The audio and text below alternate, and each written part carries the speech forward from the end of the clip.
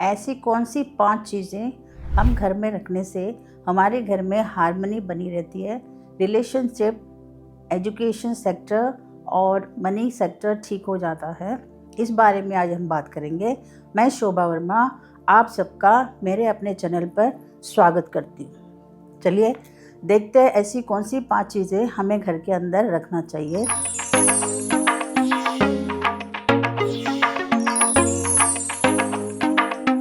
तो सबसे पहली चीज़ है मनी प्लांट।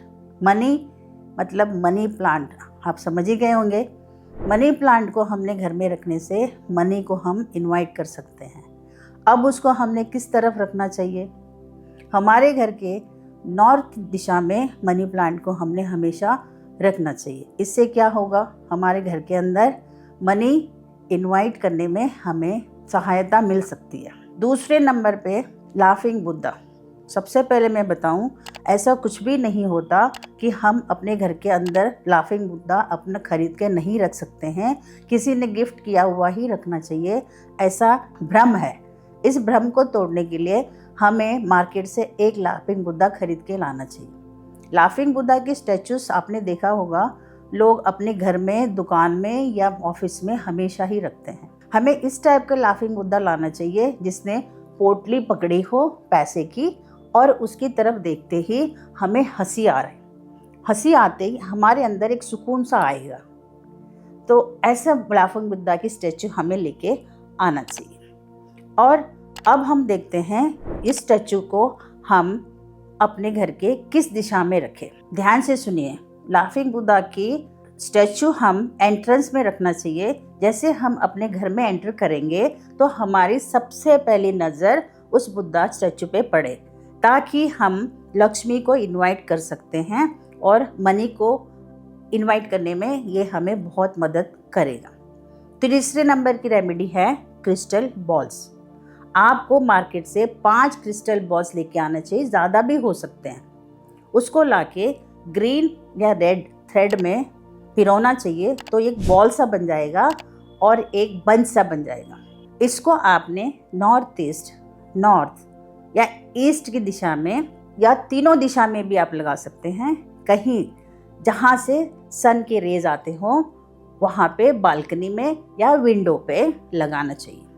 अब इससे क्या होगा, जब सन की रेज इस क्रिस्टल के अंदर से निकल के हमारे घर में आएंगी तो वो हमारे घर की नेगेटिव एनर्जी को पॉजिटिव एनर्जी में बदल देगी। तो आपके घर के अंदर हार्मनी आएगी, सुकून आएगा, मनी सेक्टर ठीक हो जाएगा और बच्चों का एजुकेशन सेक्टर भी ठीक हो सकता है, हेल्थ सेक्टर ठीक हो जाएगा। अब हम चलते हैं हमारी 4th रेमेडी की तरफ। 4th रेमेडी है फाउंटेन।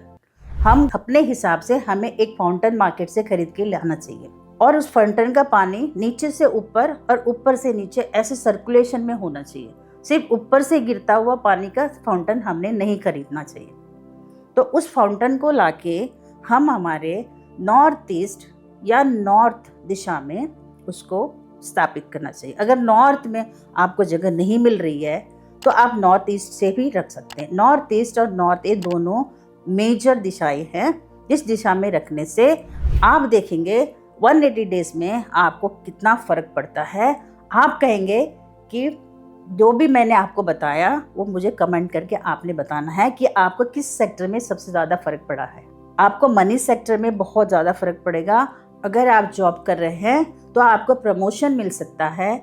आपके घर में बच्चे हैं तो आप उनका एजुकेशन अच्छा हो सकता है। और अब 5वें नंबर की चीज़ है वो है विंड चाइम्स।